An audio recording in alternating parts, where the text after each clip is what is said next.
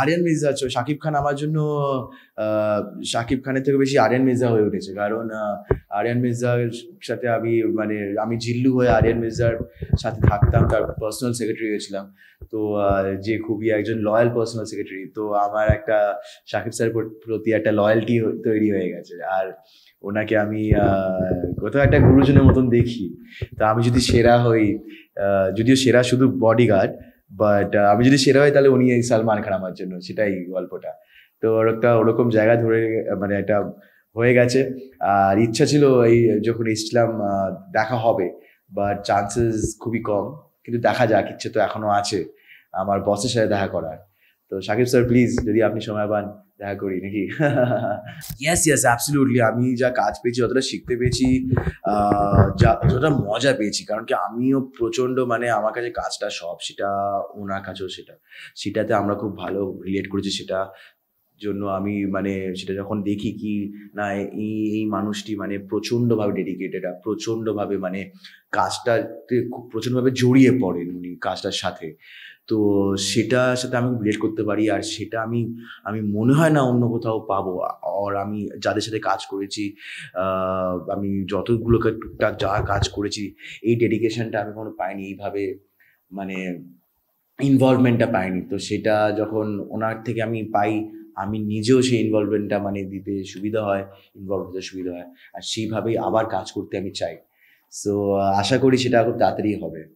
বরবাদ আমার ক্যারিয়ারের জন্য ক্যাটালিস্ট হয়ে দাঁড়িয়েছে। তো সেটার আরও টের পাবো ভবিষ্যতে, আরও একটু রিসেন্ট ফিউচারে গিয়ে। বাট ইয়েস, কিছু হোক না হোক, আমি খুব গর্ব করে বলতে পারি, আপনি বরবাদ দেখেছেন তো, ওইখানে আমি জিল্লুটা করেছি। পুরো ব্যাপারটাই পুরো সেট, প্রত্যেক দিনই একটা ব্যাপার ছিল, বুঝলেন তো। একটা বড় বড় লোকেশনে ঢুকছি, বড় বড় গাড়িতে চড়ছি, বড় বড় তারকাদের সাথে কাজ করছি। আর তো ওরকম আলাদা করে কিছু না বলে, ওই সুইমিং পুল যে সিনটা ছিল, সেটা সেই দিনটা যে 2 দিন ওখানে শুট করেছিলাম, সেই 2টো দিন দারুণ ছিল। আর পুরো এই যে গান চালানোর ব্যাপারটা, প্রথমবার দেখলাম ওরকম একটা গান আসলো যে উনি চালালেন। আর শাকিব স্যারের সাথে যখনই আশেপাশে ছিলাম, প্রত্যেক মুহূর্তগুলো একটা করে হাইলাইট। উনি সবসময় চান একটা সিন যখন ডিরেক্টর বলে, তারপরে ডিরেক্টরের সাথে বসে তার সাথে যারা যারা আছেন সবার সাথে মিলেমিশে একটা ইম্প্রোভাইজ করা, সিনটাকে আরো কিভাবে ভালো করা যায়। তো আমি তো পুরো চুপচাপ ভাবে খালি ওনাকে ফলো করছিলাম, এত বড় একজন স্টার, এত বড় তারকা একজন এসে তার প্রসেসটা কি এটা জানার জন্য।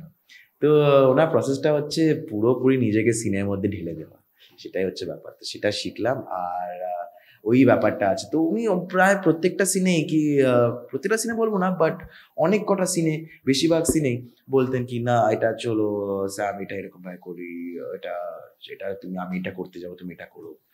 তো প্রথম খুব ভয় ছিলাম, তো ভয়টা কাটাতেও উনি সাহায্য করেছেন।